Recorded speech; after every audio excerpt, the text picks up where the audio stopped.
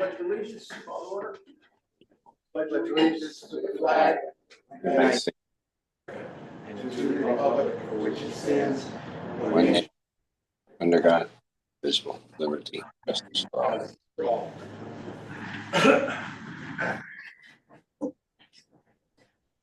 I'll take attendance. Neil Mascola here. AJ Bordas absent. Tommy Kiernan absent. Kevin Gender absent. Joe Pascucci here. Eileen Bronco Here. and Rick Fuller here. I'm going to make Joe a voting member tonight, and then I'm going to also ask if any of the commissioners watched last month's video. I did. And Eileen did. Okay. All right, so let's go to business A. Oh, actually, let's approve the minutes first. I'll make a motion to approve the minutes of the September 24th, 2025 zoning commission meeting. Second. All in favor? Aye. Opposed?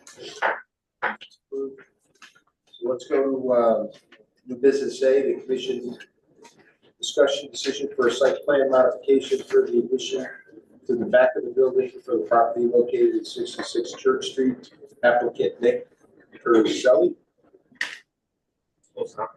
I said Arizona. oh, Perzelli. Yeah, that's all right. That's all right. Everybody always say.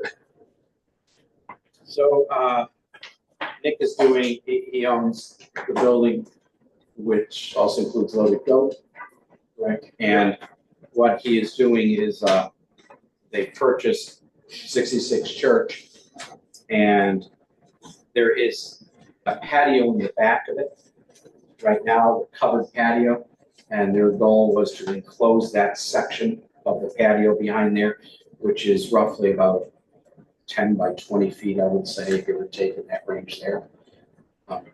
Width wise. Yeah, about 17 feet deep. Yeah, the width is about 7 feet. Yeah. But that does not include the hub. Correct. That's a separate part, even though it's part of the building, Right. but it's a separate. Yeah, we wouldn't be enclosing. They did get a variance for that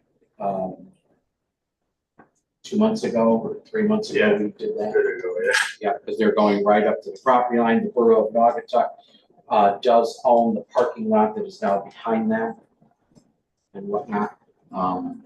So that's what he's come here before, to enclose that patio area to be part of the building. What I have given to you tonight also is a bit of a rendering that you will see from the parking lot back there. You won't obviously see this from Church Street, but this is what you will see if you're in the back parking lot. And this is the alleyway that goes down, or on one side, that goes down along, is it a daycare center? Yeah. The daycare center. And Is there a door in the back now? There's a gate, Just a gate. not in the back side, just on the side. I believe on the side that went into the alley. But you're still keeping it, right? Yeah, it's not in the rendering, but yeah, there'll be a side exit and a rear exit. Yeah. And in the rendering, you can see there is an exit back on this part that goes back to the park.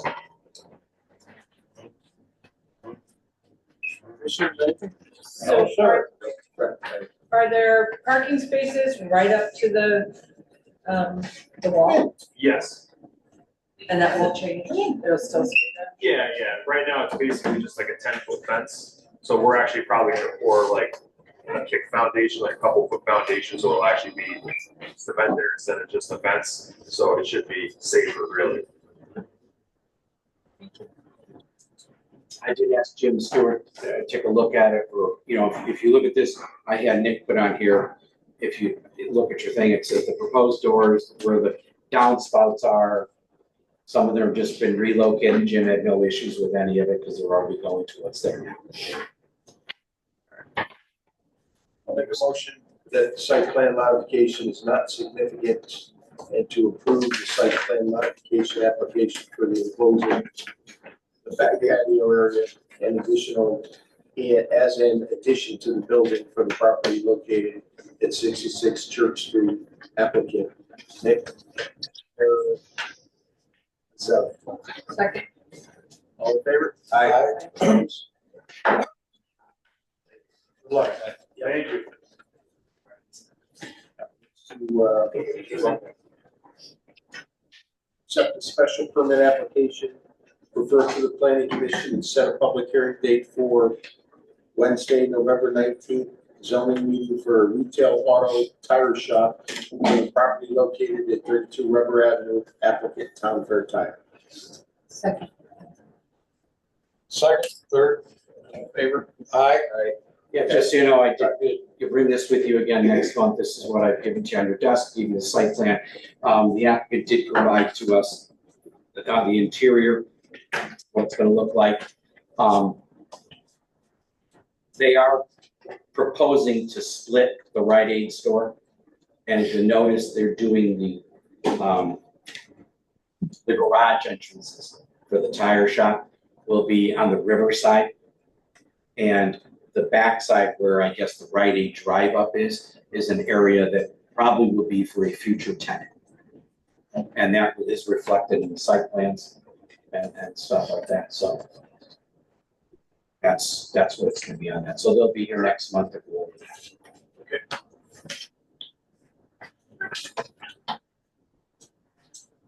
Yeah, for time, 6:06, so, let's, continue the, public hearing at 6:05, special permit application for the proposed camp facility for the property located at 308 Guntown Road, applicant Northern YMCA.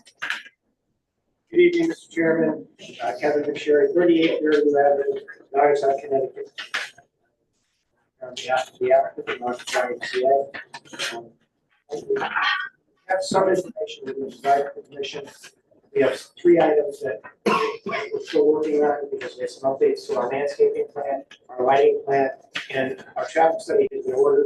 It's being conducted. So before the public hearing ends, I'm going to ask for an extension of the public hearing for 65 days, so we have plenty of time to do the materials.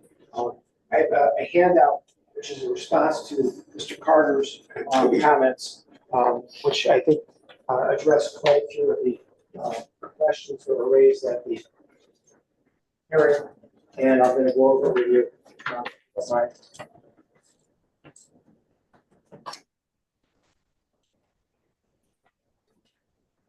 Thank you.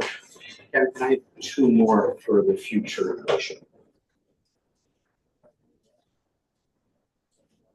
So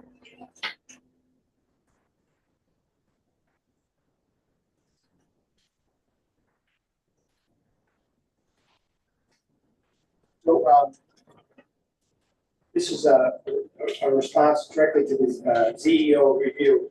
It's actually on the letter he sent to us, and each one of the questions I wanted to address. The first one really addresses what your zoning regulations say about a membership organization being qualified under scheduled section 23, Schedule A, Part B, community facilities and services, which allows organizations like parish law schools, colleges, universities, educational, religious, philanthropic, and charitable organization, membership clubs, and community houses to build facilities in the R65 zone with a special permit. So that's what brings us here. And then under your definition section, it defines a charitable institution, any partnership, association, corporation, or other group whose activities are conducted for selfless, specific, or humanitarian motives and for the benefit of others and not for the gain of any private individual or group. Such institution may include, but shall not be limited to, patriotic, philanthropic, social services, welfare, benevolent, educational, civic, fraternal, cultural, charitable, scientific, historical, athletic, and medical facilities. I continue on saying that the Y clearly falls directly within that definition. They are a nonprofit. They are an organization that the mission of the Y locally and nationally is committed to helping people in our community to succeed. Our contributions are both far-reaching and immediate, from influencing our culture during times of profound social change to individual support. We provide to seniors, adults, families, and youth by nurturing the potential of every child team, improving the world's health, well-being, and supporting and serving our neighbors. The Y ensures that everyone has the opportunity to become healthier, more confident, connected, and secure. At the YMCA, continues to serve our community, continues to build upon our legacy of positive impact developed through our many successes over the last 140 years. The Y started back in 1885. I felt it was good, and it's been doing its work as a community supply.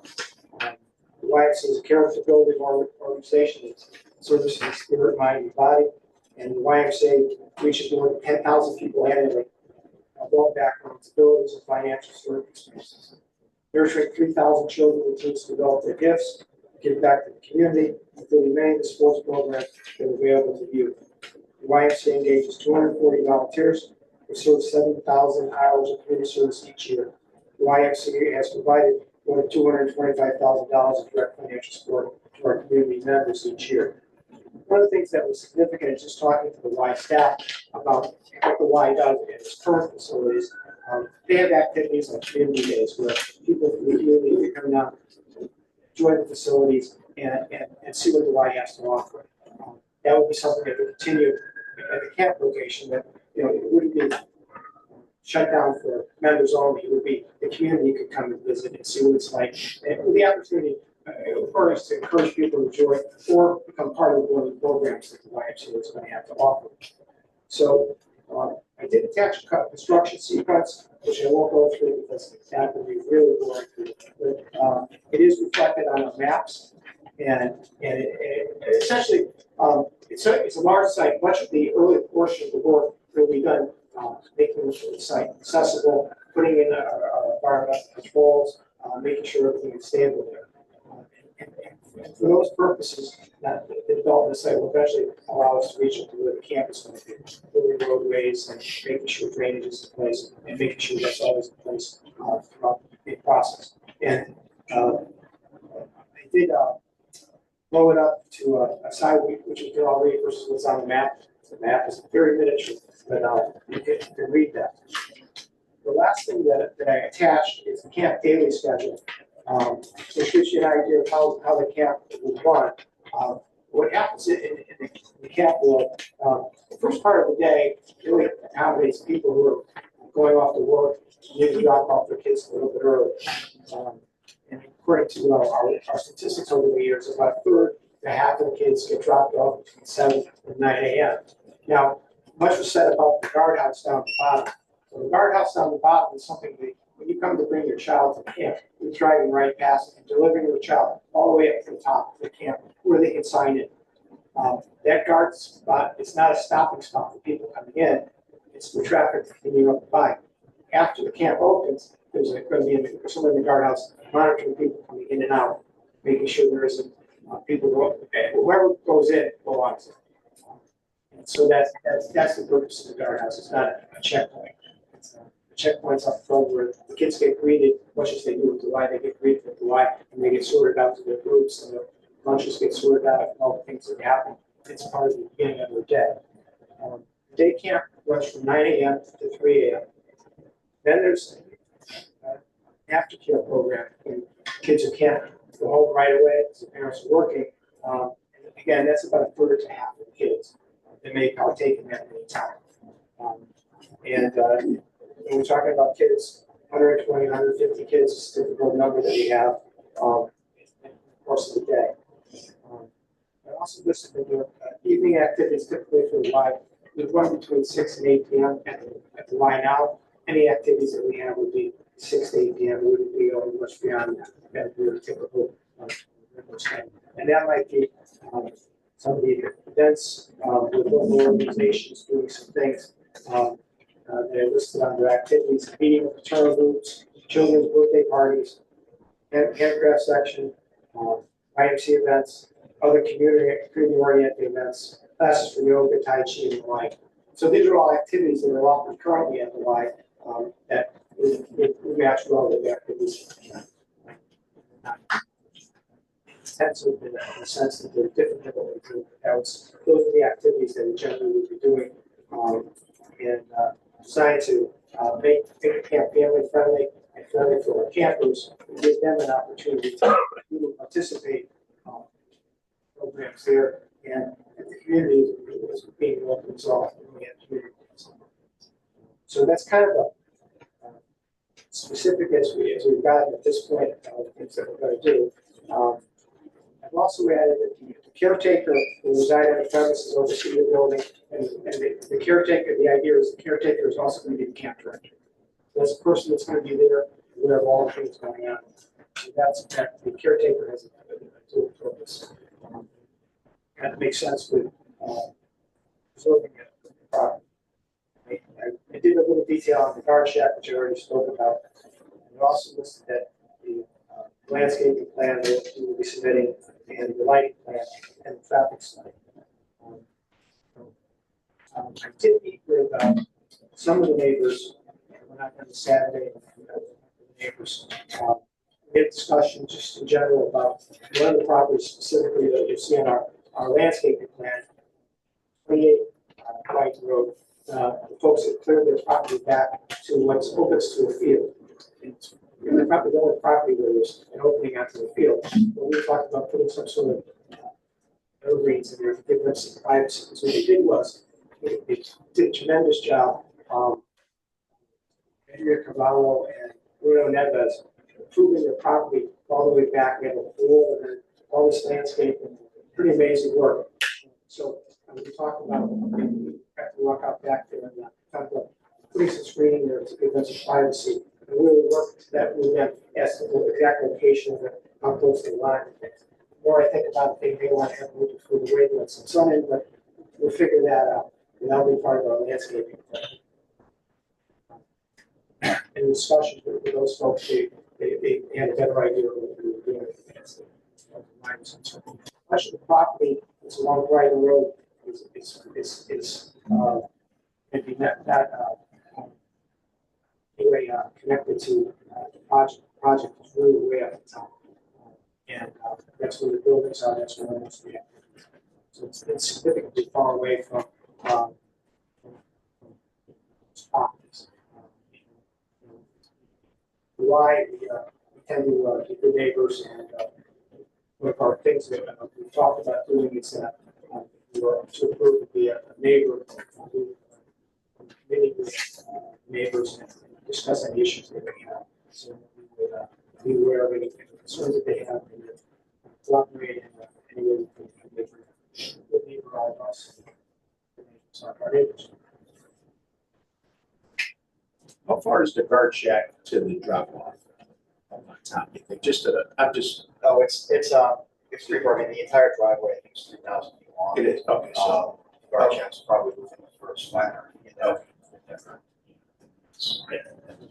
It's a long. Yeah. And you know, as you think about a security thing, you need someone down there to make sure. Get lost pretty easy. But I'd be willing to answer any questions or any concerns. And Mark Tony, executive chief executive officer of the ISU, and Alice as well. Commissioners? Nothing, thank you. The caretaker, building, is that for family? Is it, so it can be a family, not just an individual person? As I remember the floor plan, yes. I did see that, that's why I'm asking. It has it's a two bedroom, I think that's 2 baths. Right. And so it is meant for a family. It's really higher, but that would sort of be part of our overall goal of the energy. We're making what something that accommodate. Terry is the director, which oversees our summer camp and all of our, basically all of our youth programs and childcare outside of infant to preschool would be the person that we would, and we've already had conversations about her moving on. It's also a perk of the job because she wouldn't have to, pay for the mortgage, et cetera. But she's excited about it. We want her to grow with us as well, and she's been, growing on her professional level as well. So she's looking for the long haul with us. And she's again, it's going to be the one that we're looking to put in there. Again, with her. And the YMCA does make an effort to develop their directors and give them a great deal of training both at the local level and national level. There's a lot of programs and make them more effective as a director. So it's not just locally, it's a national organization. That's a lot.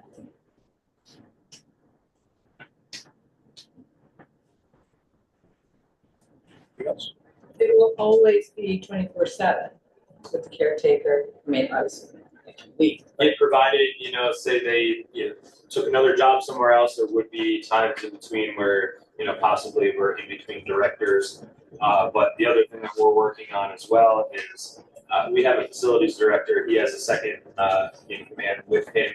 Our goal is to also grow upon that group, with our facilities, because as we take on that property and then also, we're under contract also for 270 Church. We're going to need more facilities people as well. So there could even be a chance that we're going to have somebody in our facilities that will be, there as well. Again, we haven't gotten that far. It depends on where we're at as a camp, but our youth development director is the person we're looking for that right now, which also comes with a lot of experience with Camp Natasha, which has the same exact setup. She used to work for Camp Natasha for the Waterbury Y. And they had somebody that lived on the grounds there as well. So she has a good background. Yeah, state your name. Mark LaFortune, sorry. And the hours till 8, is that only during the camp time? So the camp through the summer?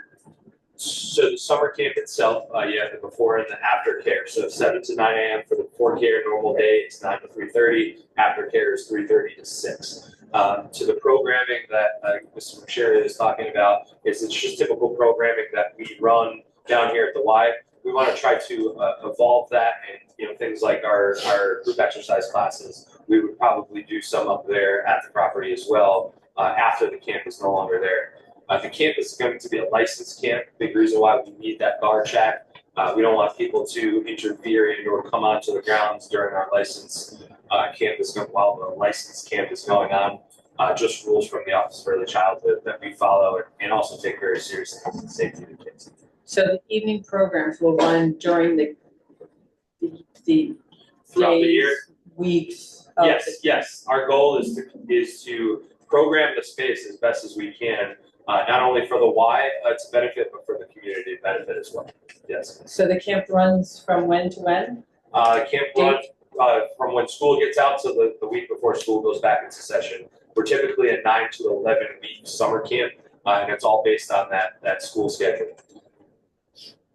So there would be evening activities after those. After the summer camp, our goal is once that last camper is left, for us to be able to utilize that property to do evening programming. Will it be 7 days a week or 5 days a week? The answer will probably be no, just because employees, time and effort and all that kind of stuff. So it's all dependent on the community need and how we build it. What would be the goal? It's a good question. I'd love to program it as much as possible. The more revenue that the YMCA brings in, the more I can give back. Speaking to the membership portion, when we have a strong membership, which we are the strongest in the history, I think, of our YMCA here in Naugatuck, we're able to do a lot of those other things. So if we have a strong membership and a strong program base, we're able to do more. And when I say do more, give that financial assistance and so on and so forth. Last year, it's almost $200,000 that we gave out in financial assistance from childcare to membership to programs, swimming lessons, all that. When you lump in what we also give our staff in financial assistance, it's over $200,000 a year.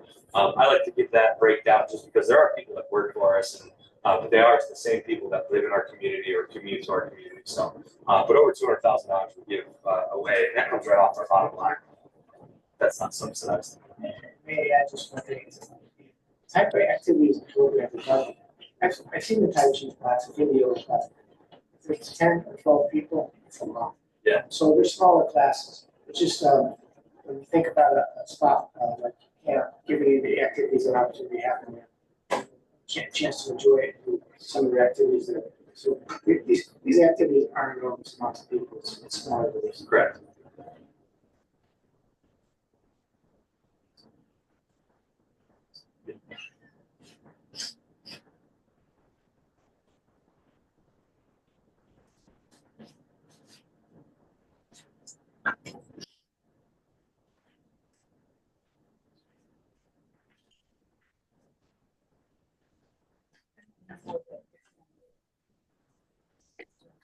Anything else? No, sir. All right. Anyone from the public would like to make a comment? Come up, state your name and address. Sign the sheet. We have a sheet. Sign it when it comes out. And the microphone.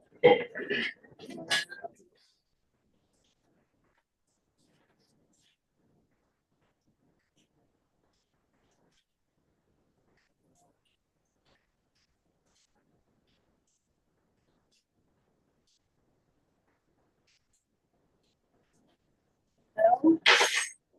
Christina Gordon, I reside at 1131 Rubber Avenue, which is immediately across the street of Rubber Avenue from the subject property, the proposed single point of entry, the public playscape, the public parking lot, and all of the sort of amenities then traversing up the hill. I'm interested to hear that the Y reached out to neighbors on Brighton Road to do sort of a design charrette or a collaborative. I think being immediately across the street, we should also be consulted and afforded the same courtesy and protections. I stated as much as the last hearing. It's a very large property. I'm a little concerned that the playscape is proposed 300 feet from my residence. In my opinion, there's ample alternate locations.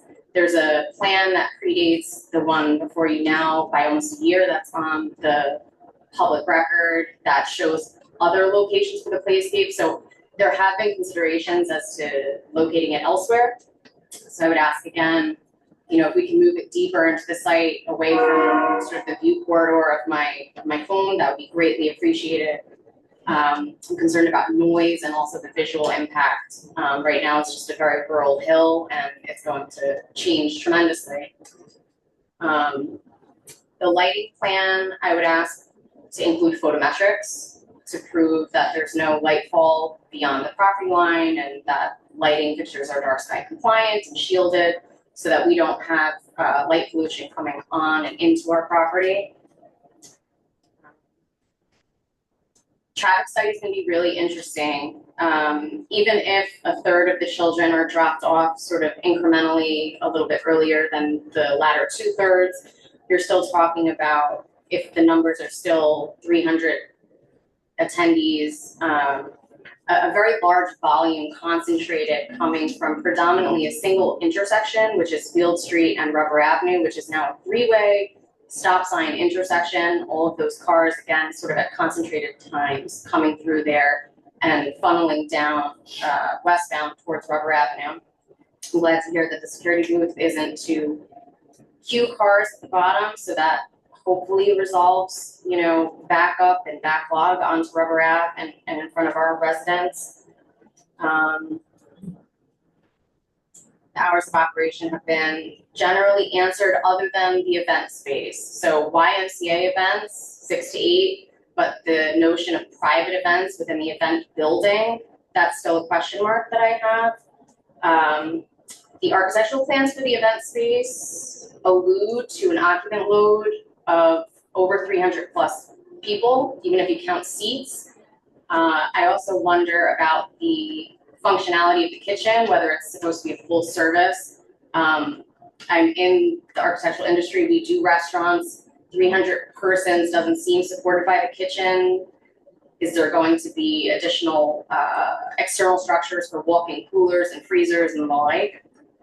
That's a question that I have. Again, alcohol service not permitted in the R65 zone. Is there intent to serve alcohol? There are potentially sort of other ways to work around liquor permitting, I suppose.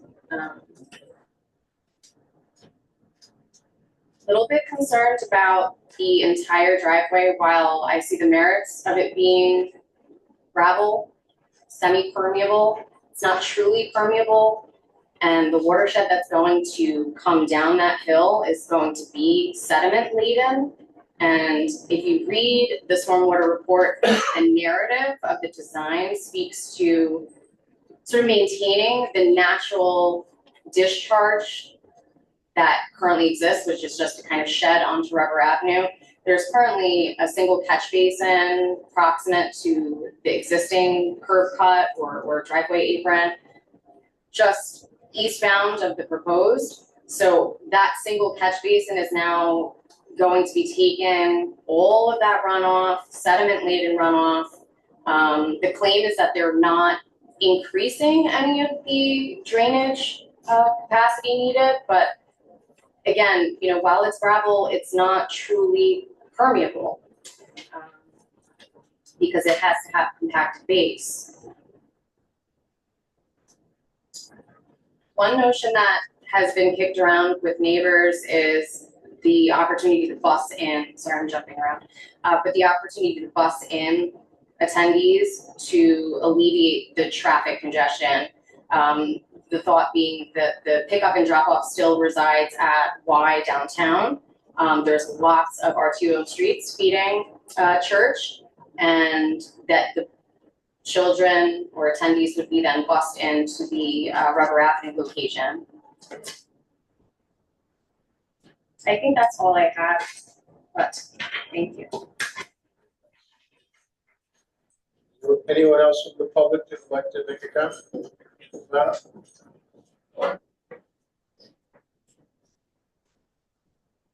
Sure, just briefly, just going to reiterate some of the questions I had last time. I'm Sabine Ray, 1060 Rubber Avenue. I came in here with the wind, so let me slow down and get some of these questions straightened away. I had asked about the drainage system being used. Very familiar with rain gardens. It looks very interesting. I'm definitely curious to see if it actually works. I haven't seen a system like that in use anywhere in the state, even in my field of landscape architecture. I've seen that they've got the two drainage systems on either side of the road connected by a pipe with intermittent dams, suggesting that there will also be overland flow, that it should collect in these ponds and soak into the ground as a rain garden should with proper soils, and that it has overflow, but there's overflow expected apparently between each of these. And I'm just wondering if there has been success with this type of stormwater treatment, which I haven't seen.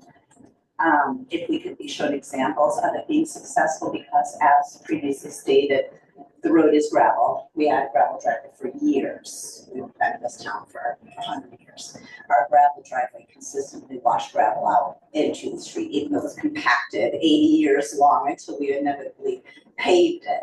So in addition to that, the fact that it is gravel and gravel being relatively irregular, I'm wondering how you get positive drainage with that. Because if you have a flat surface, it's really easy to perfectly grade so that it drains off into these different rain gardens and is captured. When you move on to gravel, just curious, I don't have any expertise in that field.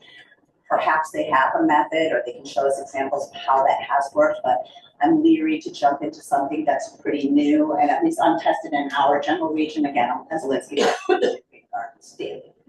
It's just a new fantastic system, possibly just like to know more about it, and I was hoping we could get clarification today since I stated that last time. The 300 to 600 car increase, I did the 600 because you have to drop off and pick up, was a concern, and I was part of that conversation with the busing or some sort of combination thereof, anything to bring the concentration down, because Rubber Avenue is a racetrack even now.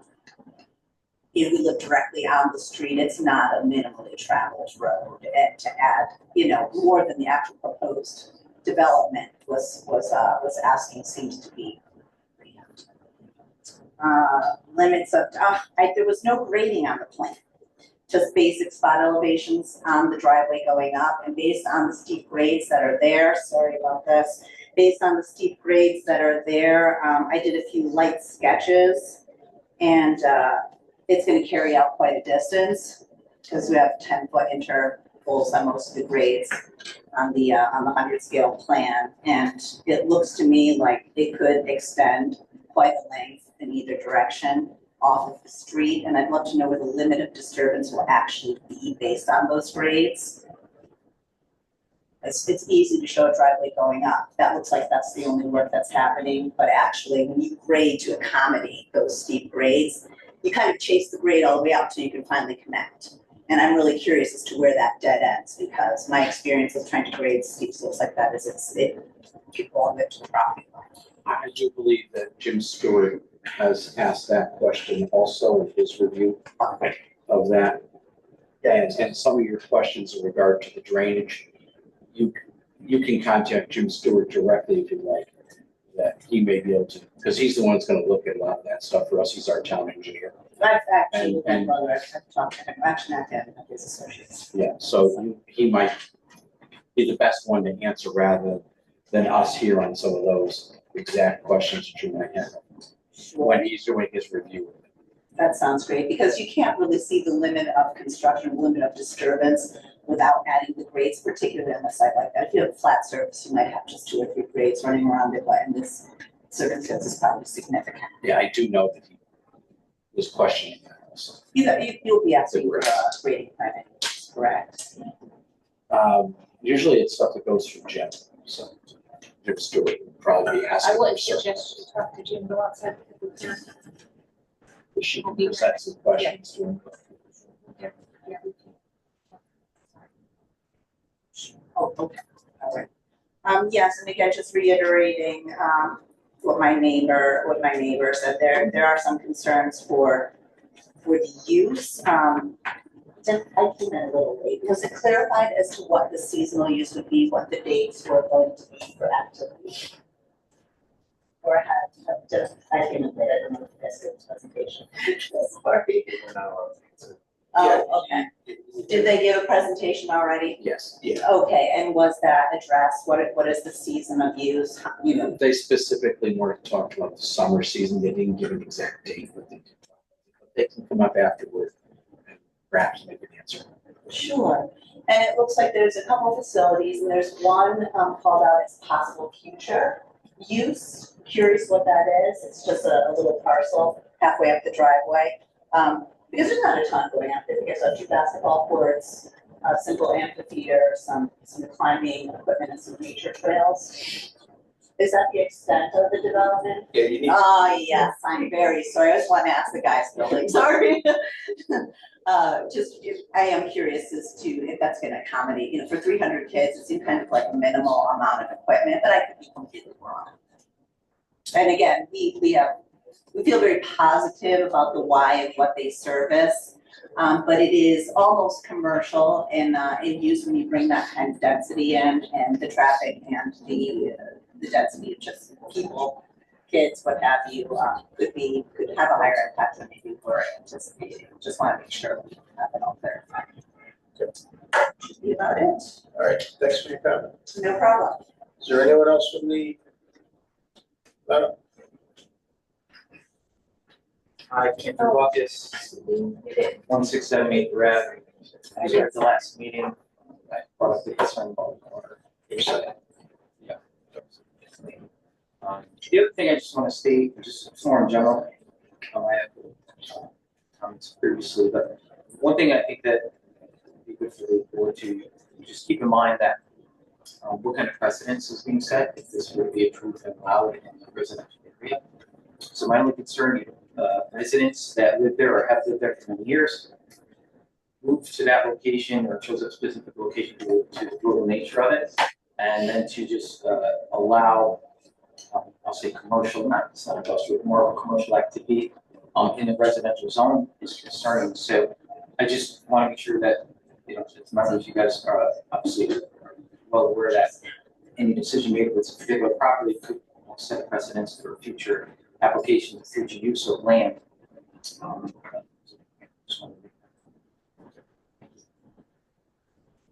there anyone else from the public that would like to make a comment? How about online? Anybody online, please raise your hand if you'd like to make a comment.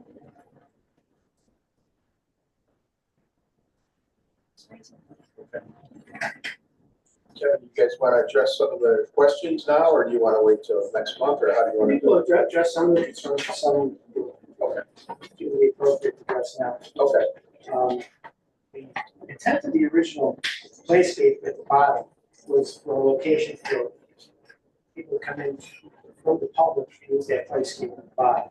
So, and that was not really going to be part of the camp activity area. So removing that or taking that out is something that we can consider doing.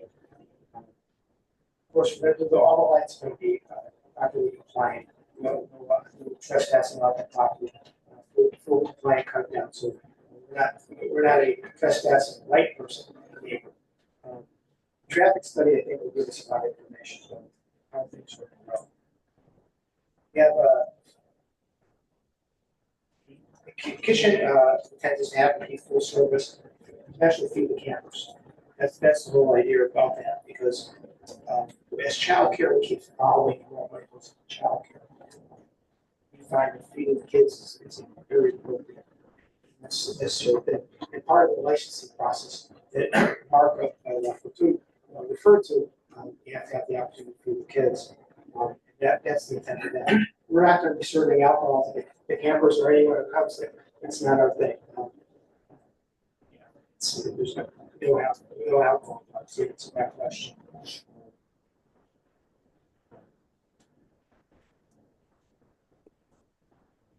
We're looking at how to get the campers there. However,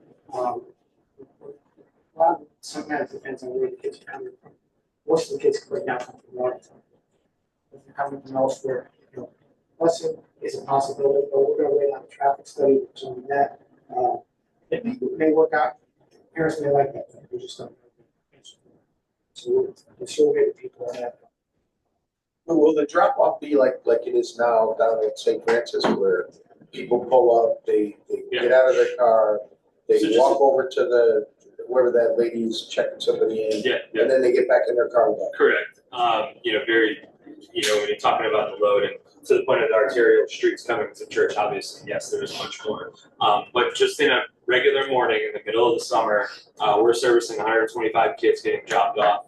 We have 101 child care kids in our infant, toddler, and preschool, and then our normal members, et cetera, all coming through Church Street in any single morning currently right now. So we're doing those numbers right now down at the Y. Not all campers, but when you add our child care from infants out there, How many kids are there in the childcare? we are licensed for 101, Okay. and we do at the YMCA we have about 72 right now that we service.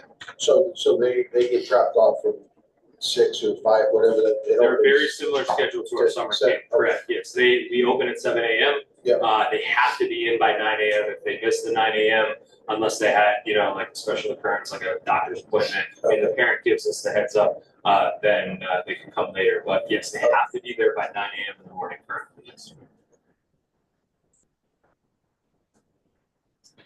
And I guess drainage is not my area of expertise. Not any area of expertise, but drainage is. To the point of a playscape, for sure. Like the reason we looked into that, or why we want to do that is for the community. I completely understand the concern with that. More than happy to have those conversations. That was more for people of the community to be able to use that lower section of our property. As far as we are putting another playscape at the top. That will be for camp activity, for other those days where we have the community come up. The lower one was for people that we wanted to put there, so it would be used for the community essentially. More than happy to have those conversations on, if that stays, if that goes, if that size, et cetera, landscaping, all of that kind of stuff. More than happy to work. We want this camp to be not only very functional, but we want it to look beautiful. So part of that is going to be landscaping. So we're not just looking at another parking lot with. And just very briefly with regards to the stormwater system. Did I understand the concern about the runoff from the gravel with suspended solids? Right now, each of the 3 treatment structures we have, which is the main detention system at the top of the hill, the micro ponds along the driveway, the rain gardens adjacent to some of these isolated structures. Our 2 suspended solid methods are for the large area, it's a plunge pool, pre-treatment area where the water comes in, so it slows down and those solids that time to precipitate out. For the micro ponds, there is a 4-foot grass buffer strip adjacent to each side of the road, with the intent that buffer strip will kind of filter out and catch a lot of suspended sediments. And the rain gardens do a great job of moving total spent solids, all by themselves. It's a filtration system, soil-based filtration system that treats water as it's absorbed into the ground. The main purpose of the links between the microponds along the driveway is really to prevent water from collecting on the uphill side of that driveway and giving it a space to move instead over the road and potentially eroding it out, traveling to these microponic collection pools, going under the roadway into these culverts, and then being discharged downhill we have 3 means of discharge. A small outlet at 1 foot above the bottom of the settlement basin, a larger outlet 2 feet above it, and a emergency overflow 3 feet. Their calculations we provide enough of these ponds to prevent, for a 100-year storm, according to calculations, prevent that emergency overflow from being used. So all the water will be controlled discharge, not emergency overspill, for everything up to a 100-year storm. And as far as the micropond example, I'll do my best to find local examples. This is a new method in the 2024 stormwater manual. They are essentially just a detention pond, but they are smaller in size, and the idea is to have them more numerous. So instead of one large connection area with lots of plastic piping to bring the water down to it, they're spread out, which allows it is correct that we are trying to not impact the flow of water off the site. The main reason being, currently on River Avenue, there's no centralized location spot for us to concentrate and discharge stormwater to. There's only one catch basin on River Avenue.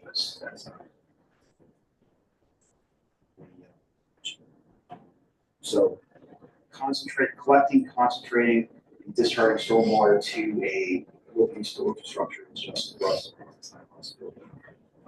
So that being said, the goal is just to make it so that we don't make it worse. Want to maintain the water discharge as it is, and that's that is in compliance with the 2024 stormwater manual. Okay. One other thing that did come up was activities for the children, maybe not having enough on the property. If you think about what we do at the Y on an open field, 125 kids a day, kids are leaving at the end of the summer crying because they don't want to end. What we're going to be able to do up on this property, whether we have a basketball court or just trails, we're going to be able to transform lives. So there's the way we built it out and what we put on the plan is obviously phase 10, all the way up to phase 10. What we want to do is get on the property, be able to start a summer camp, and those things will come. But archery is going to be involved. A lot of those things now. We pride ourselves on being able to be very transitional. We have an activity room in our lower level at the Y right now that we run everything from senior programming to group exercise to gymnastics to dance, etc. So we could set up a room, and you would think that's the permanent use for that room. It gets broken down, and the next day we're doing something totally different. So as far as activity, I think we'll be. Can we have drawings of the rain gardens? Yes, that's one of the things we're looking into, like along the way, kind of things. As Kevin said, we were as communicated with the area, ideas to add landscaping, add trees, are still coming in. We're anticipating potential changes to the traffic board. So rather than giving you guys some information, please provide information. It's all good for tonight. So traffic report. I will be able to tell you that pretty soon. Okay, they don't have it. I do know that they have scheduled that they're collecting data along the road, traffic counts. So that has been ongoing, I believe, since YMCA has signed the contract back for us to be able to get into that. So visuals for Brighton Road. There will be no visual anything of the camp because of distance, height, things already planted. What's the visual for Rubber Avenue? as far as what you'll see from Rubber Avenue. Yeah. I mean, you'll see that so right at Rubber Avenue, based on what is proposed on the map right now, you have that playscape, you're gonna have the parking lot, and then you'll also have, our goal is we also wanted to include, we'll have it right away, some type of bathrooms, people are using that property for them to be able to use. Other than that, you'll see what we'll call the guard shack. We're using just basic terminology, but we want these things to look nice. It's not just gonna be like kind of a Home Depot shed, that's gonna put there. Everything is gonna flow from the bottom to the top. That's our goal. So what will people on Rubber Avenue see of the total campsite? Like, So can we see that? Can we see all the other buildings? So I can so currently, from Rubber Avenue,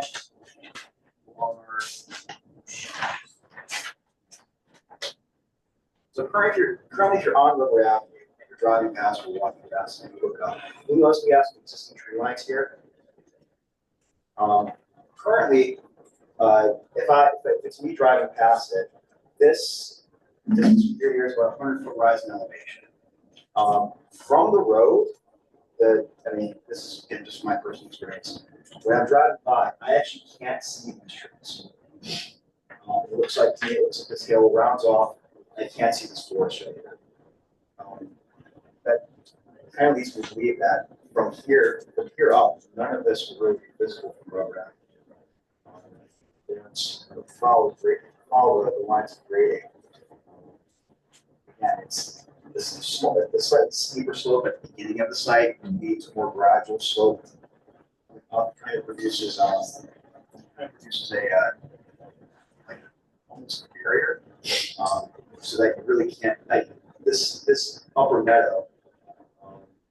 I don't think it's visible from the road. To the point, we're going to do minimal removal of any type of trees. The only trees that are going to have to be addressed is on the actual access road itself. So at the top, it's already cleared. Any areas that we're going to be developing it's already cleared because it was a natural farm. Same thing on the lower paddock. You can see is up to there's a bit of a hump where the gas line comes down. You can't, if you stop and you're really kind of looking, you can probably see. But so the development itself, you're not going to see anything at the top from the bottom. Especially if we do any type of landscaping as well at the bottom, you're going to see just the immediate next to the road. So. The point being is that if there's a lot of visibility for the whole project, you might consider asking me to add trees or whatever to. Yeah. I don't know what it will look like. That's a great point. We are right now the landscape plan we're developing. You show some trees here along the Bright Road. We are also proposing some along the front. These are evergreen screen trees. So hopefully with that, and also for the next meeting, we'll be coming with some pictures from Rubber Avenue, and see. So when you do your lighting, if you do a plan that will show where the poles will be along your road and perhaps what the height of the light fixture will be. Yeah, I've been previewing the light tonight, so we do have the lights are line, we do have photometrics available, and we provide some light poles.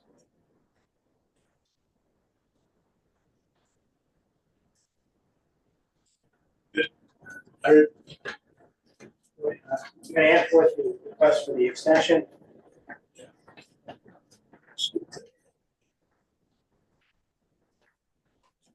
One other comment, I understand that maybe Commissioner Broncos last meeting. Oh, no, I'm stay. Good. Relief. So do we have to do anything with the extended or just, You're given the extension. all right, so. Okay, just so they understand the timeline, because this did open September 24th, 35 days to close, which with 65 days, up to 65 days of extensions. We can actually eventually go through the December meeting if we had to. Okay, so we're gonna continue the public hearing to 6:05 on, what's the next, It's November 19th. on 6:05 on November 19th, we'll continue the public hearing.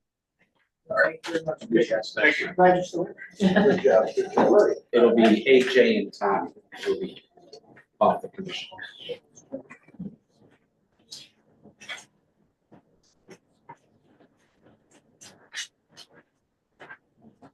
So let's open up the public hearing.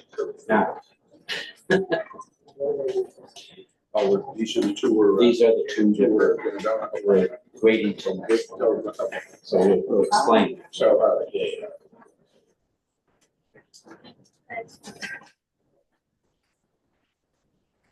We're gonna continue the public hearings. Not continue, just, you have 65 days to open. So we're just not opening, we're lack of better word, we're tabling it till next month. What would we say? So I'm not sure if any people are here for that. So can we ask, is there anybody here that is for the public hearing for Field Street or Forest Street? Forestry. Okay. So, you want me to explain? Yeah. So, we're just going to explain that both the Field Street and Forest Street projects are still before the Wetlands Commission, and they have not, they haven't received their final, and they'll be having a public hearing each with the Wetlands Commission, that when we took these applications in, wasn't set up yet. The second factor is, when we do public hearings, our commissioners have to either be available to be at them, or, and with us having an election in November, where two of our commissioners will no longer be on the commission, we'll have a new person on. So we just said it's better for us to wait to make sure that we're covered. That's right. Both of those are on my wetlands commission public hearings for November 5th. November If 5th. you're a neighbor and a butter, Yeah. you will receive notice if it happens. Okay, great. Thank you very much. And the next meeting's November 19th. Okay, thank you. So we will be opening that. Yeah, great. Okay.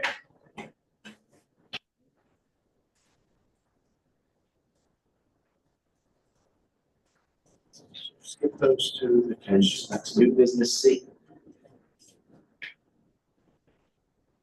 Old business C, commission discussion decision for the special permit application for the addition of up to 2,000. No, we're doing new business C. New business. Very good.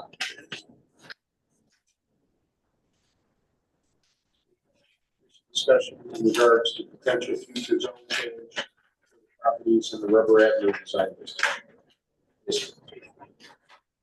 Oh, yeah, so last month, Commissioner Bracco had asked that we look at zone change possibility for some properties on Millville Avenue.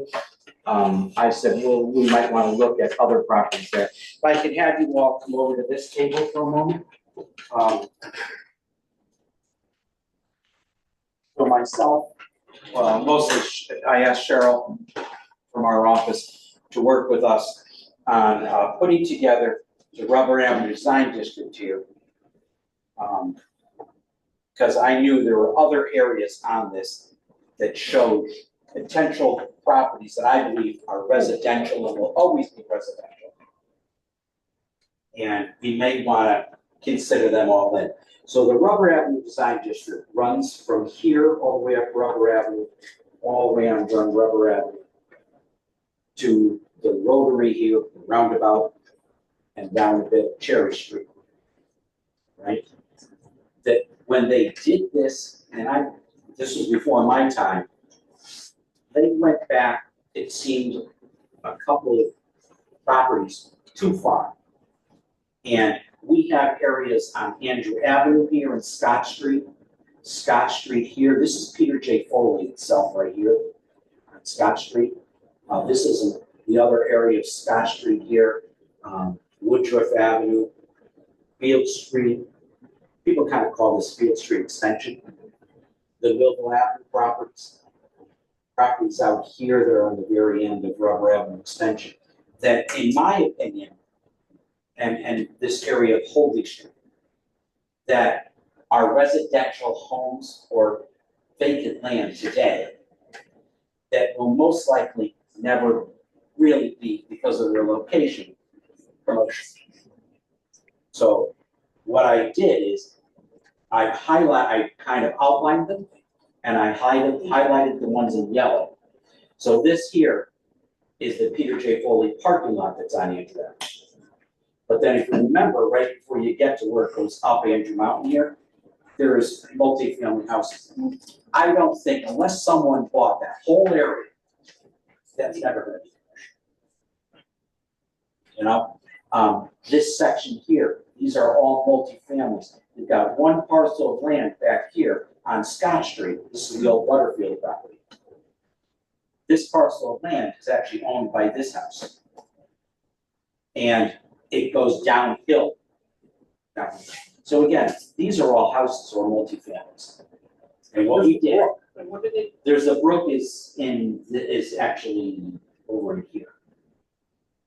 So this is where the dump is from? Right now, yeah.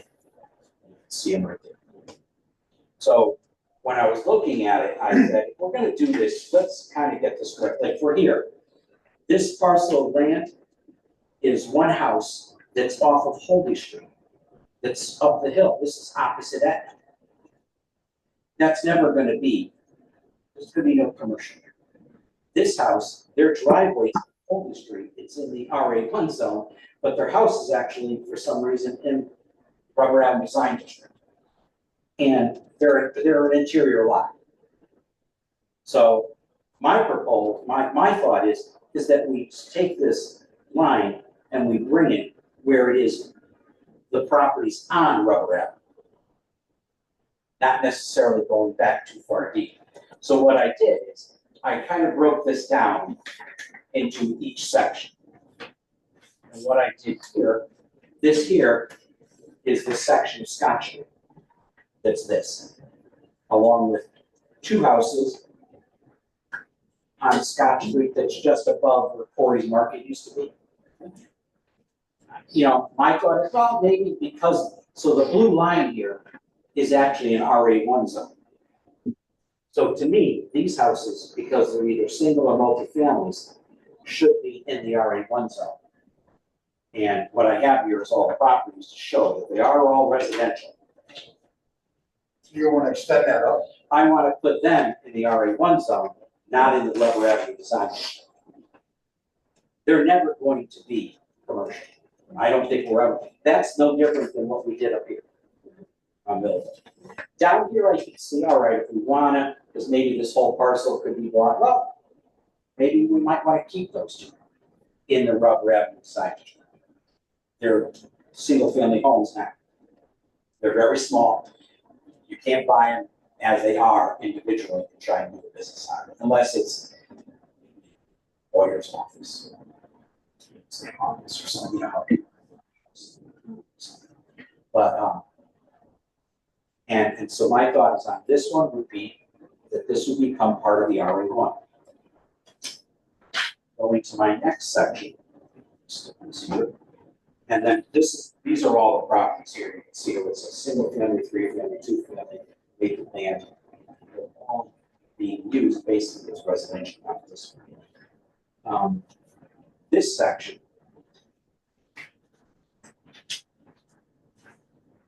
page 2 shows this area right here. And you'll see these are all multi-family houses. You've got Peter J. Foley, which is right here. And then you have 3 properties that are on Scott Street. And then this is a slope that goes down to Rubber Avenue. That is actually, again, you're never going to be able to get up there from Scott Street. So my thought is they should also be part of it. And some of these I think are multis. And again, these are those houses. And, you know, it might be a single family. To me, they're never going to be businesses, commercial. You don't want to turn Scott Street into a business street. even though it's we have with where we're having construction. But, plus the road is not wide enough. You know that. Yeah. You know, I gotta get my bearings on that. so my thought, again, is to now include these in the RA1. Because that's the use that they are. On those. When I went to the next section, I just kind of worked my way down so that you could see it to understand it. Now I got into these houses here and over on Woodruff. So I'm gonna explain Woodruff in a second, but these ones here, and again, you'll notice that the line goes over in this area and it's R8, and these are two single-family homes right here. And this property, if you look, actually is an L shape, and their backyard is in one side. And then the way this property goes there, the house is here, and I'm like, that's never gonna be commercial. The line should be right here, and then this big house is this house, or this yard is this house here, but it's a slope. It goes up behind, this is where Zeller Tire, or no, this is, Roadrunners, Zeller Tire. If you look behind there, it's way up. Right. So it makes sense to me that we should be moving the R8 district down to these. Because, again, we're not gonna turn that area in. I left the ones that are bordering to be part of it. What are those now? This is where the corner gallery is, that little store Yeah. there. They're all houses. Yeah, what are, These are multi-houses. you wanna make them an R8? I wanna make them R8 because they're single-family homes. They're residential homes now. And we went one deep. That's what Fred Agee told me when they did this. They went one deep. He goes, yeah, we probably shouldn't have. Because they've always been a residential house. Yeah. It's like this big lot can really never be done anything with because it's not only this frontage. So this house, that's right here, owns all that land. But there's no way to get to it. Yeah, something like that. You can't, there's no way to get to it. So I'm saying that the rubber and design district should be here. Okay. Is what I'm saying. Yep. And again, there's only a couple houses there, but this is, It's gonna be an interesting meeting. these are the houses, you know, that are in that area. So I'm just saying, we're gonna do this. We gotta go through the whole process Yeah. to make sure we're looking at this the right way. The next section got us up towards the middle, I mentioned the Woodruff house. The problem with the Woodruff houses that I see is they would not fit with the R30 or R65 zone. We'd be making them non-conforming, even though they're single-family homes. So my thought is, all right, leave them in that district. It's not that you can't have a single-family home or that in that district, but it just doesn't make sense to change them because they're not compliant with the ones we're changing it to. That's why I said that was a little bit separate. This next section is where we started with the Millville Avenue properties. And if you notice, this was the zone change here. The thought was R8 here. Now we have R82 across the street from it. But my thought is, you didn't want this to be commercial, and yet this is. So it would be to change these, which right now has two single-family homes, and then change these to be probably either the R8 or the RA2. My thought would be the R8. So the Rubber Avenue Design District would come down to here, and then R8 would go to here. These are RA2 because of the condos, West Hill condos and apartments. Right? So that was that part of that. That's the only section there. And then the final area I looked is down in here. And I saw the same thing down here that I saw kind of over here and over here. What we have is these houses here with three houses right here, which are on that Field Street extension, which is the one way. These are, again,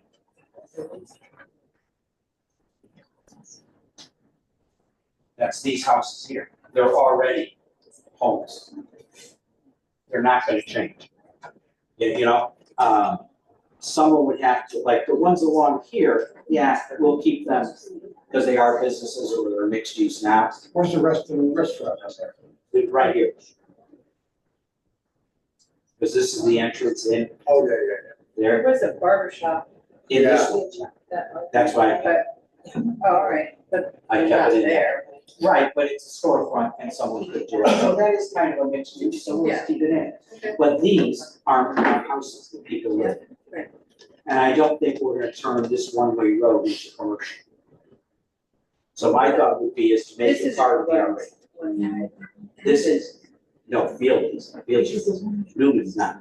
This is the two-way, this is where 7-Eleven is. This is one way coming like this. And then you have Harvard Court. Right, so my thought would be is again, moving these to RA. The owner's gotta, Because of where they front. Where they the front. owner's gotta agree to it? The owners don't have to agree. You have the right to do a zone change as you see fit. We will let them all know. It will not affect their taxes, it will not affect. It really won't affect. Taxes are based on the assessment of what the property is currently being used as.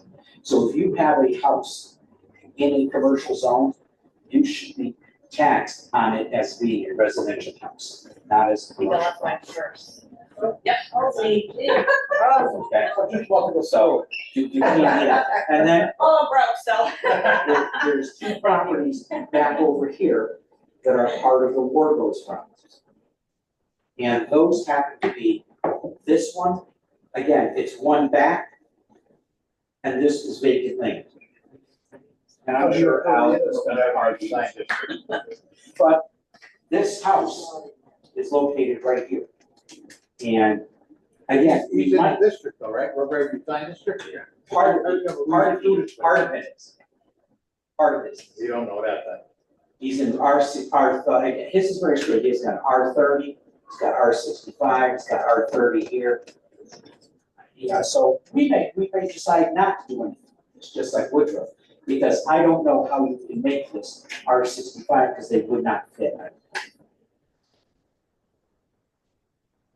Or And R30. Well, again, if we do, we could do R30 here because of this, because it does border, that's a possibility. But you could opt to not do anything with that. Because someone could buy all of this. Again, this is a slope that goes up. This is where, this piece here is Alec Borgo's, this is not. So he wanted to be in the design district? Yes. It's got a business. His first one here, this is it. This is Your it, word? this is It's got a factory there. right here. Oh, but it- This is You got a home shop. in this parcel, which is in it. But then he had this done as R30, he has this one where he has a house done as R30, this one, so. I mean, he's been here for a long time. Yeah. Why? He was the first rep and the dog took. So my thought is we stay away from here, we stay away from these two, but this is what I wanted to present as a potential change. Makes sense. So we'll work on it, it's gonna take some time, we got a lot of notes to do, a lot of letters to get out. Yeah. I've already got 4 public hearings next month. So it might be more or less on the December agenda as we get some stuff. Yeah. All right. Start this. But I wanted to go over this with you so you guys Nice understand. job, Ed, nice job. And thank you to Cheryl who put this together, Nice job, Ed. you know. But I think what I'll start working on is putting this together with those other ones out so we can have something more. So how, for the public hearings for that, do we do each section at a time or do it? No, it's the Rubberham Design District. We do it at once unless you're gonna wanna do 4 times. Yeah. Oh, No. I think you're gonna bring everybody in at once. yeah, I'd say. I mean, it's, we have to, with a Yeah. zone change, well, I think it's something we're have to talk to the property owners so that they understand. I think we should maybe have a workshop with them on our own with our office and invite them in, so we explain to them what I just explained to you. Yeah, I mean, that would be, Because we have to publicly notice everybody within 500 feet of all these properties. Mhm. It's a big effort. So Why do we think that about January, not even December? it's possible. yeah, don't We're gonna, rush it too much. I don't want it to run into our, the more I can talk with the property residents so they understand it, that this isn't harmful to you. This kind of makes more sense for you because we're gonna be able to say, you're more conforming. Right. So I think over the next month or so, especially with the holiday, we're gonna work on, we gotta draft a letter, get the properties listed right. Okay? Yeah, good. Yeah, thank you. Michelle. Just Bill will have it, I can see, Michelle. but we might as well jump in and get all of them corrected. Yeah, I agree. Do we have any comment from the public? I have a comment. What's going on with El Taco? To behind 7-Eleven. Extension. How far down? Where'd you start? Down here. Church.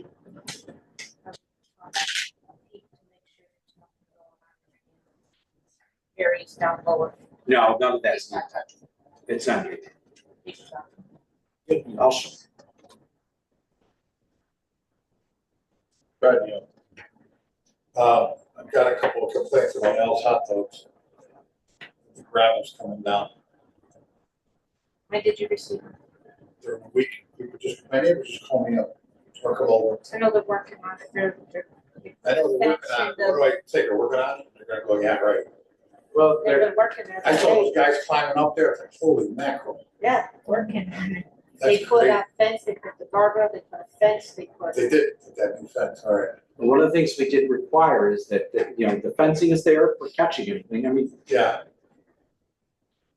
they're going to have an engineer that signs off on that project. it's too late to plant, right? There's not much more that we can do. Yeah. Planting, one of the things they discussed with us, planting was not gonna be a good thing there. Yeah.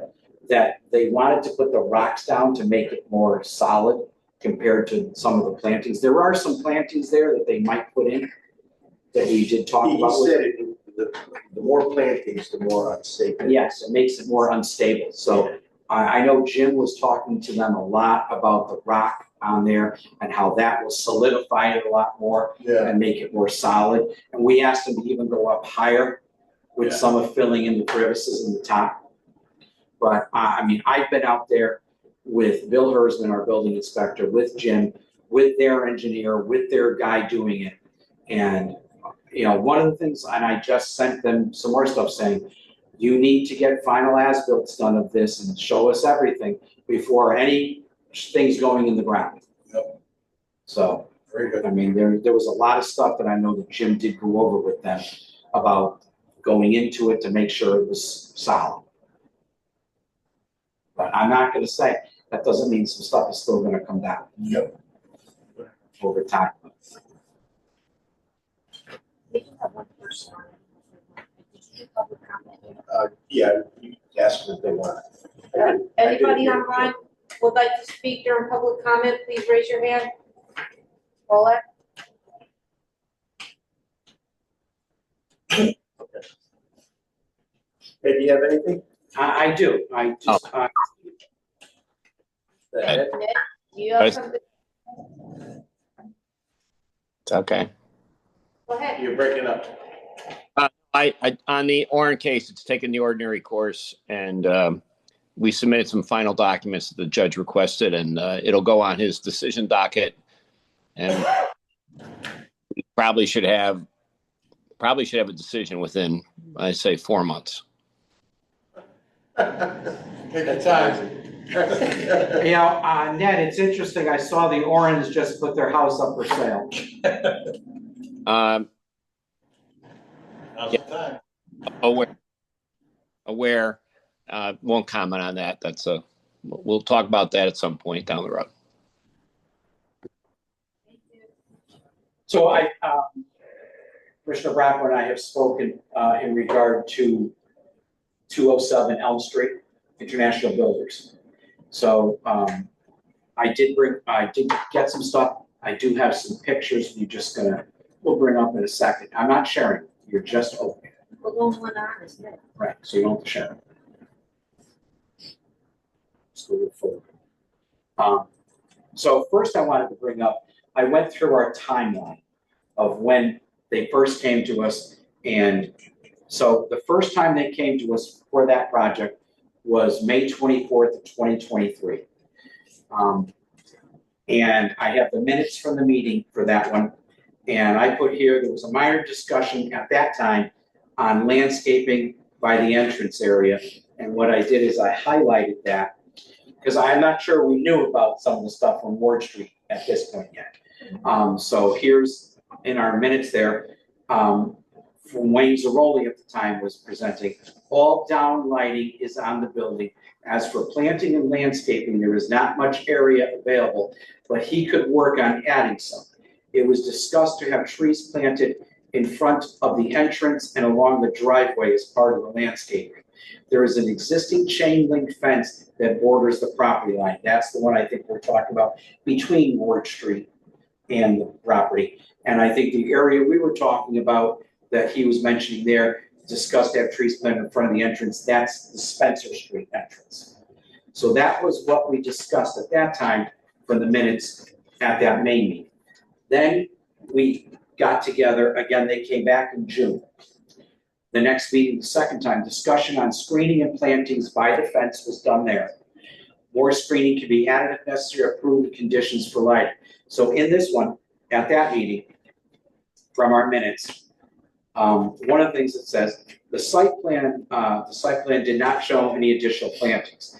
And there was the comment that I know that Eileen had brought up. There is already screening and a chain link fence along the border with residential properties. More screening could be added if necessary. There was no talk yet at this point of cutting anything down, right? And from there, it said here in the minutes, Eileen Bracco questioned if there was anything regarding sidewalks or landscaping that the commission should be considering with any of the site plan applications. I'm not sure if that was just in general or if in regard to that certain project, but I know you talked about at that point, we wanted to make sure of screening. So that was done then. And I will say that the two people that commented at that meeting from the public, only at that point, and I think we kind of got sidetracked. They were all about the noise and that's what they all referred to. Had nothing to do about sight lines or scene from their comments, which you can read that, but there's nothing in there about it. It was all about the noise at that point. And I think we had them at that point. They went out and spoke with the Gallagher's outside, if I remember right on that. And that's where we did approve their plan, and that we wanted to get a landscaping plan and an architectural detail from them, and providing light plan and stuff to be and to be done by Jim and by us. That was from that meeting. Then they came back to us in October, because this was after there was speaking with them and the neighbors' concerns over noise, that they wanted to have the building turned around so the garage entrances would be towards the other side. Yeah. They went and got a variance to be able to get the building closer to the property line, which allowed the garages then to be on that side. So this is the site plan revision after the variance. And there, I have us, and this was October of 2023, where in the minutes it says, I explained that a new plan had been provided, that the applicant has received a variance for this project to remove the setback to the residential properties, to have the garage doors opposite Ward Street properties be on the Elm Street side to reduce the noise. Daniel Soares with International Framers presented the email from Ned Dalton fire marshal, saying that he had no issue with the location of the building and whatnot. That's what I have for us at those minutes, and that we voted at that time. But I do believe they showed us a site plan at that time, which is the current site plan, which shows just the arborvitaes and stuff being along the edge. But they did come back to us, and we talked about this at the next meeting, was January, where we were doing the bond for them and the landscape. So bond and tree removal. This was January 17th, 2024. And in this, I'll read this whole thing to Ed Cardozo reviewed the explanation for increasing the bond amount to $54,384, stating when they started removing trees, they realized how bad, such as not healthy, some of the trees were and took more down than expected. They have submitted a plan showing that they will be installing a double row of 6-foot arborvitaes as a perimeter buffer for the neighbors. International Framers submitted a check for a cash bond, which is being held until a decision is made tonight, increasing the bond. As they do the work, they'll be coming for a decrease in bond, which Jim Stewart, Edward Monitor. Expected timeline was discussed. Work may begin at the property, but landscaping will not be able to be started until spring. There was some concern of the noise for the neighbors during construction. It was explained that neighbors are elevated. The concern from the neighbors and the noise was with the construction, mail bins, the business, and not the construction of the buildings. Also discussed was that the commission could make a condition that the CO cannot be issued until plantings and landscaping is complete. So, so while I was away in September, Lori and Jim Stewart did go out there with the landscaping plan and met with the Gallaghers. And on September 11th, they sent, Lori sent a letter about the shrub needed, and I don't think need to discuss much about the shrubbery on Spencer Street, about the entrance. We know about that. There was supposed to be some shrubs in there that they're putting them in. They're waiting for the road to be done there because there's construction work going. Arborvitae additional shrubs are required on the west side entrance to the property from Spencer Street. Shrubbery is needed along the west side of the parking lot following the fence line when entering from Spencer Street. And installation of continuous arborvitae hedge along the shared property line. Those were I think the areas that I think our biggest concern is the fence line along Ward Street, from what you were saying and what the neighbors are seeing. So I do have that plan, which does show that's what they came into us with to show us on here. And there are some trees. There are 5 trees that are supposed to be planted. They have not been done. So now we can start to go through here. And what I did is I took a myriad of pictures. This was just done last week of behind the 2 buildings. I'm showing some light fixtures and on the building and some other things that I can go over with you on. So this is behind the first building that is towards Spencer Street in this area here. They didn't necessarily do 2 rows, but they put them much closer together, because you'll see in an area where there's 2 rows, but they're farther apart. So in some areas, again, this is behind the first building. No, stay with that. So they are starting to grow up higher. Go to the next one. This is, here I was just showing, that's a light fixture that's on the back of the building. It's roughly about 7 feet above that light fixture, and maybe I'll go up here to show it. Well, that's just that.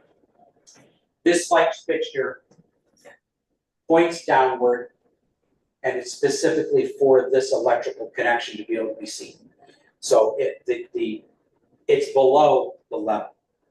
So I don't think there was an issue with that lighting at all. On to the next picture. This is again back there, and again, this is there. There are no lights on the back of the building, just so you know. And this is where this does slope down quite a bit. Our plan does call for under shrubbery here, and I think some of that has to be done yet, that I went over with them about. But these are some of the arborvitaes that have been planted and being put in.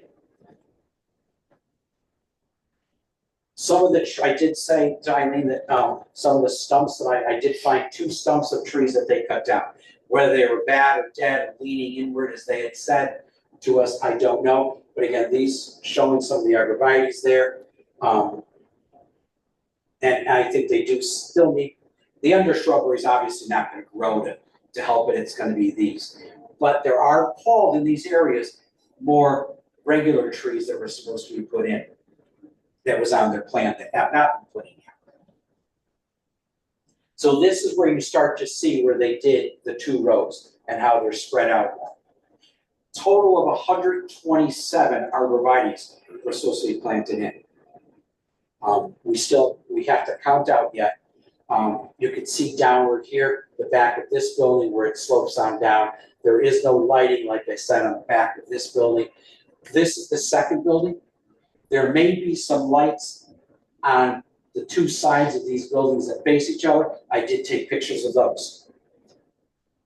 And I think these might be from the area, or possibly a little further down from the people that might have sent in to you pictures. Yeah, the first section of arborvitaes that you saw is the lowest level that the property is almost even, or the most even. Yeah. So those are grown well, but from those first, 4 properties, that's where it becomes, look at all the fence. Yeah. And When you I say know, first floor, which Well, way? some of these, from Spencer, Spencer. those first 4, where all the garbage is behind there, it's No, they're- disgusting. But he's gonna fix that fence, where the fence is broke, Yeah, he's gonna fix the fence, but there's a ton of garbage behind it from those houses coming down. I didn't so go there, but So behind the first building is actually 2 properties that are being built right now. Nobody lives in them. Right, that's it. She's talking about the house next. I think you're still going up further again. No, Not fixing. she's talking down. Because there, they had a pretty good natural growth of tree. The Right. trees that they cut down didn't really start almost to the end of the first building. So when I walked in, what was the house number, 100 or something, or? Yeah, but I looked right, you could see the this is the back, trees. Yeah, this is the back of the house. yeah, I took pictures, so when the 4-year-old is playing in the backyard and the dog comes out, I'll send these around to everybody to look. So when So is that first building or the second? this is the I wanna say. end of the first, or Yeah, maybe that's what I'm it's- thinking, it's the end of the first. We haven't gotten there yet, is what I'm saying. But, Oh, but This the is fact about where that is. When we talked about this whole thing, there was that whole wath, that whole spread of that area that had trees, shrubbery, so we talked about the fact that there's enough growth there to provide a buffer. That was the Correct. whole I agree. conversation, that we have a good buffer between, and whatever was dead, they're gonna clean up and just make it look nice for the neighbors. Yeah. That is not even close to being nice for the neighbors. And the fact is that when, there's a dog, any dogs that live on properties, and there's no, Well, nothing I to shoot still them. think we're going down, because But this it's is one of the just- new houses being built, right? Yeah, no, those are before that. Those Okay. pictures are before that, but I'll I have to take a went look down- again, because from this point going this way towards Spencer, there was trees. Tall trees. So go to the next picture. yeah, go, there's the trees you're There's the talking trees. about. Right, this is the first building here, that's Spencer Street down there. Yes, So those trees there, and then the very first picture I took, you could see that red barn, there was quite a bit of growth there. It's after this barn that you start to see less. right. Right. So if you that's go the back for a majority. second, Michelle. that's. The Or if you go back majority. 1 second, yeah. The red barn is right here. Right, Yeah, no, right. those pictures came from maybe 4 or 5 houses before that. So from Not then before, on, down.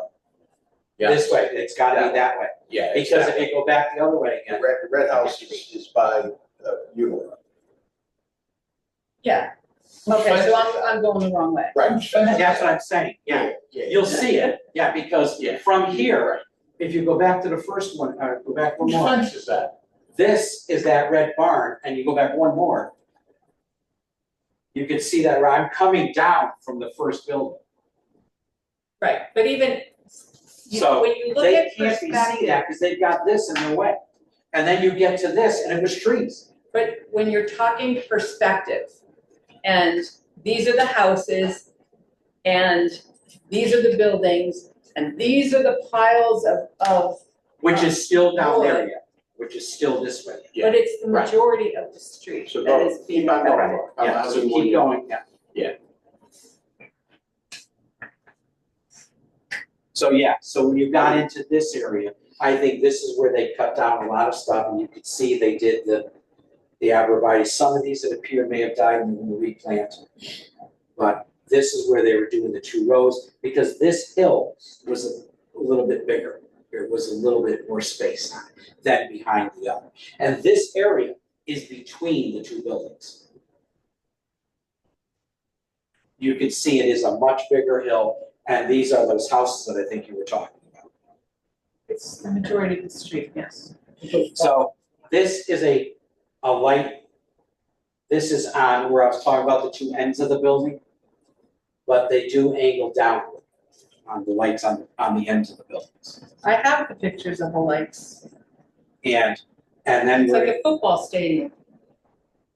but those could be the lights from the parking lot, which I'm gonna get to here. They're not on the building, Right, but I'm just explaining everything as I go. okay. So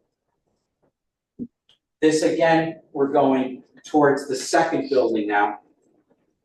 Okay, and it's still gotta be cleaned up here.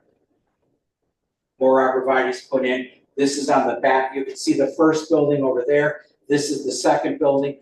And again, there was supposed to be some more trees. My suggestion would be is perhaps planting some more trees in this area that would go up. And now we get into the area here. They haven't planted yet at all. Okay, and this is after the second building. This is where they started. They have the stacks of wood that are wrapped in a white plastic. Is that the shitty area? Like going towards it, like where the houses are all falling apart, like at the beginning, going up the street? Yeah. If you're, okay. Well, I don't know if they're falling apart, but Yeah, they were. there was a tree There was a area big here. You could see it. There was trees here and they took it down. So those are the. Yeah. I mean, this is what they say, hey, kids, go play out in the backyard and, So these are the poles that are in that area after the second. Again, yeah, the lights are pointed towards the other way. I said to them, I said either, and part of it is that they're shining on the white plastic, which is making the glare even more. I said to them, I said, you either gotta change that to a yellow bulb instead of an LED white, or you've got to angle these down better, and because the glare is coming off. I think or you've got to lower these down on the pole. yeah, I mean, it's just, They shouldn't be up that Those high. were there for the previous owner, those lights. Those tall ones. I don't think so. I think they just put these in. Really? Yeah, They're about 200 feet high. yeah, they're not quite that high, but they could be I lowered, gotta go over it. perhaps. Okay, done. They could be lowered. And if you go to the next one. Next. And then what I referred to here is again, a light on the building, which is on the, how they point down. So I don't think it's the lights from the building per se, because they're not really that high. I think it's the lights in the parking lot that are showing the most. yeah, no, I never said anything about the building lights, it Right. was clearly these, And just I think it's the glare onto something too. then also noting, let's look at the garbage that they have and the garbage bins. And, you know, putting these abrevieties, again, back to the whole thing of, it was a whole row of buffer that they weren't going to have to worry so much. And now, what do you have to, how long do you have to wait to see these abrevieties grow up? I mean, the 4-year-old's gonna be 18 by the time. Yeah. You know, so that's not what we, or me, I'm speak with me, for me, that was not, I think we planned. Yeah, I think, We talked about a buffer for the neighbors and. there is, there is supposed to be a tree between the two buildings on that hill. That tree is not in yet. There's supposed to be some trees over here, which I don't see that they're gonna be any value over here, because this already has a large tree line here, and you're welcome to go out and see it, but I was there, and I think moving these trees down to this area where there's a lack of trees right now is probably better, or having them put some more in. It's just gotta be a better buffer, and Yeah. the arborvitaes that are gonna be 3 feet, 4 feet tall that they're gonna plant are gonna take forever to grow and make a difference, and the homeowners should not have to wait 10 years for some kind of relief. It's.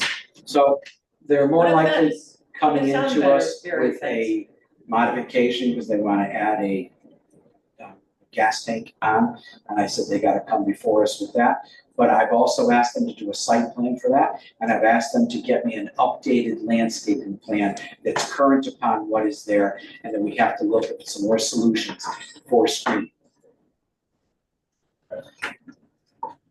So it's not that I'm not doing anything, I'm trying to get them to do some stuff. And I don't think you can, what's the plan? You can't do anything, right? They're probably not gonna be able to plant much right now, but they can possibly do some stuff with the lighting. Yeah, They could well, the put up a lighting, fence. yeah.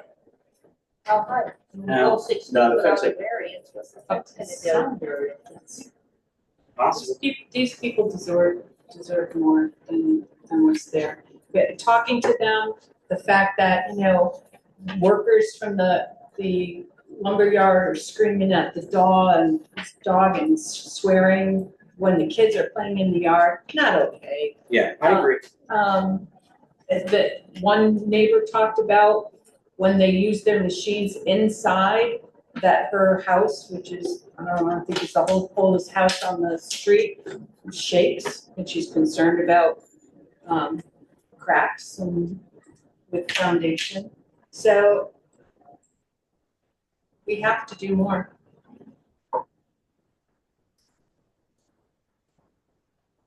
So that's what I have on that. All right. Let's see what they bring in, and then, see what else. Anything else? You, What do we have?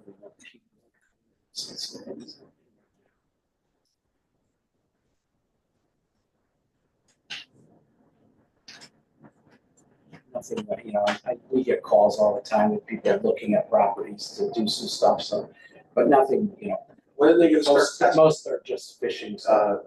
the Hershey property? What was that? It's been Oh, in it's been- progress. Oh, it is, okay. They're Oh, you're monitoring doing it us now? there. Okay. All right. All right, commissioners, anything? All right, then I'll make a motion to adjourn. Second. All in favor? All right.